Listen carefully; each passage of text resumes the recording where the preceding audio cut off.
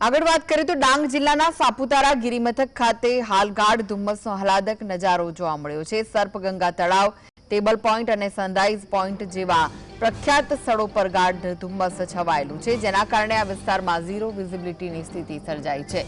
સાપુતારા અને તેના ઘાટ માર્ગો પર ધુમ્મસના કારણે વાહન ચાલકોને નોંધપાત્ર હાલાકીનો સામનો કરવો પડી રહ્યો છે। ખાસ કરીને નાસિક રોડ અને ઘાટ વિસ્તારમાં તેમ છતાં વેકેશનના છેલ્લા દિવસ એટલે કે રવિવારે સાપુતારા ફરવા આવેલા પ્રવાસીઓએ ગાઢ ધુમ્મસ અને ઠંડા મોસમની ખૂબ જ મજા માણી। આ પ્રકારનું વાતાવરણ સાપુતારાની કુદરતી સુંદરતાને વધુ આકર્ષક બનાવે છે અને પ્રવાસીઓમાં આહલાદક અનુભવની લાગણી જગાવે છે। તો ગિરિમથક સાપુતારા ખાતે ગાઢ ધુમ્મસ છવાયું છે।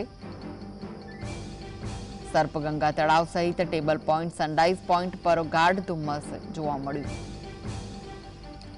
સાપુતારા સહિત ઘાટ માર્ગ ઉપર ધુમ્મસના કારણે વિઝિબિલિટી ઘટી હતી, જેના કારણે વાહન ચાલકોને પણ મુશ્કેલીનો સામનો કરવો પડ્યો। ત્યારે ધુમ્મસના કારણે ડાંગ જિલ્લામાં આહલાદક નજારો જોવા મળ્યો। તો આ વિશે વધુ માહિતી માટે જોડાઈ ગયા છે સંવાદદાતા પાંડુ।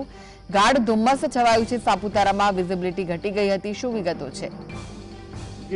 છેલ્લા 2-3 દિવસથી સાપુતારા ખાતે વાતાવરણમાં બદલાવ આવ્યો છે અને જેના કારણે દિવસભર વાદળછાયું વાતાવરણ રહે છે। આજ વહેલી સવારથી જ વાદળછાયું વાતાવરણ છવાતા વેકેશનના છેલ્લા તબક્કામાં પ્રવાસીઓનો પણ ભારે ગીર્દી જોવા મળી હતી અને બદલાયેલા મોસમનો લુપ્ત ઉઠાવતા જ નજરે પડ્યા હતા।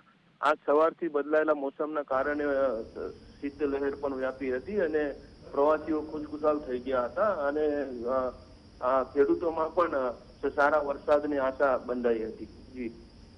જી, આભાર માહિતી આપવા માટે।